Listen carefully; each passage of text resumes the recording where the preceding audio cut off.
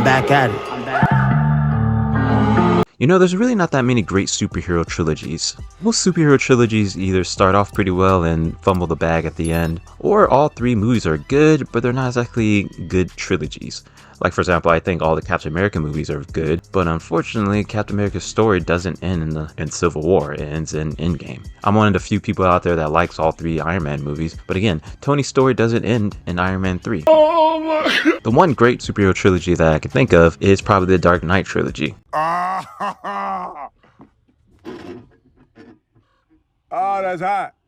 That's hot. But now I think the Guardians movies are probably the next great superhero trilogy. Hell, I think Guardians 3 is probably the best conclusion to a superhero trilogy.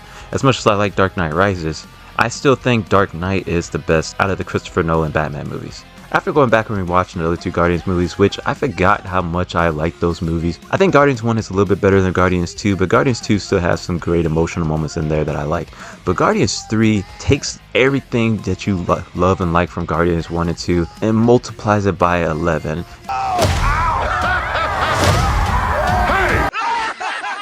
James Gunn, thank goodness he was able to stay on these movies. And I cannot wait to see what he does with the DC universe, including my boy Superman.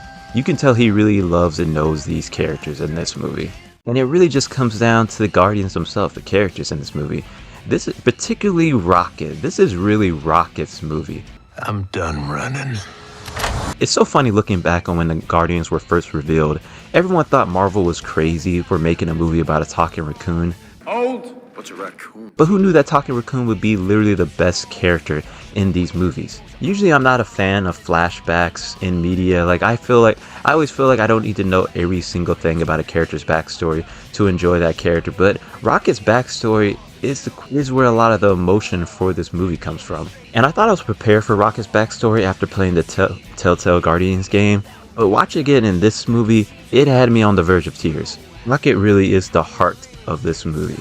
But he's not the only one. Everyone gets an emotional beat in this movie. Everyone gets a payoff in this movie, whether it's emotional or just badass. Star-Lord, Gamora, Drax, Mantis, Groot, Nebula, even new characters like Cosmo the dog. Even Sean Gunn's character gets very well done payoff. Again, it shows how well James Gunn understands these characters and how much love everyone has for this franchise. Even the villains were very well handled this movie.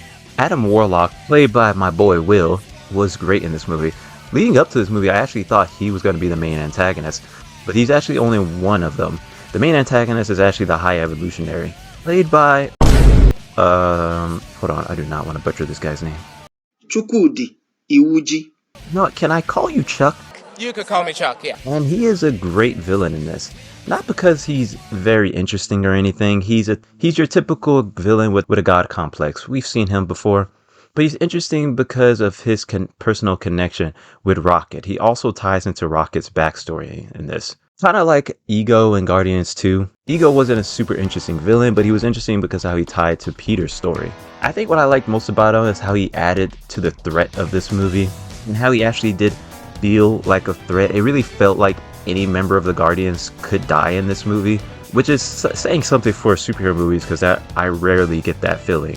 Watching Quantumanium, Kang could literally obliterate anyone with the palm of his hands, but not once did I think any member of the Ant-Man family would die in that movie. But in this movie, there are multiple moments in this movie where it felt like any member of the Guardians could die. Characters get seriously injured in this movie.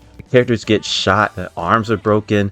Then the threat is real in this movie, and that's really rare for most superhero movies. James Gunn really does an amazing job with the action in this movie. This is all I ask for when it comes to good superhero action. Black Adam, eat your heart out. Quantumanium does not hold a candle to this movie. And again, if this is what James Gunn is bringing to the rest of the DC universe, if this is what we're going to get in the next Superman movie, I am all for it. There is a hallway scene in this movie, and if you know superheroes, you put them in a hallway, they are dangerous. There's a hallway scene in this that is freaking amazing. The choreography for the Guardians in this is next level. Climax of the first Guardians movie is one of my favorite in the MCU, but this one will probably take the cake just for the action alone. And I'm just gonna say it before Twitter says otherwise.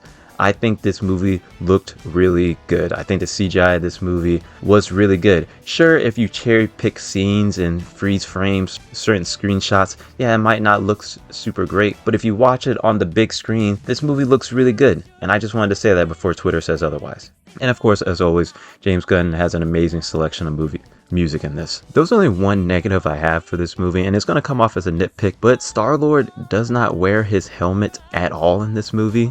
And I know you might be saying, oh, who cares? But there's a moment that happens in this movie in the climax that would have been very easily solved if Star-Lord just had his helmet or his rocket boots. He doesn't have his rocket boots in this movie either. And there's a good character beat that happens because he doesn't have his helmet and rocket boots. But I think that payoff would have been a little bit better if they'd set it up at all. Like maybe his helmet and the boots got destroyed early on in the movie and that's why he doesn't have it at the end. But there's just no explanation of why he doesn't have his helmet and boots in this. It's a shame too because the costume designs in this movie are amazing. Star-Lord finally has his classic costume from the comics. It would have been cool if we at least got his classic helmet as well, but he doesn't have it in this movie, and that's the one reason why this movie is not 5 stars. But other than that, I can't find any reason to hate on this movie. Like I said, this is a great ending to the trilogy. Seeing the end for these characters, I felt the same way for the season finale of Agents of S.H.I.E.L.D. It felt like I was losing family. We were always searching for a family. And even though we'll definitely see some of these characters again, we won't see this iteration of the Guardians, and that loss in the MCU is going to feel just as big as losing James Gunn. Other than that, I thought this movie was great. If you're a fan of the Guardians movies, you will not be disappointed in this movie. Would have been 5 stars, but again, no Star-Lord helmet. And as always, let me know what you think about this movie in the comments down below. If you like this video, consider giving it a like, and maybe consider watching my other videos on this channel, like my other movie reviews, and maybe consider checking out my Leica movie review playlist that I've been doing. I'm pretty proud of those videos. As always, subscribe for more videos in the future. I've been Nate. This is Infinite Repeat. Stay up.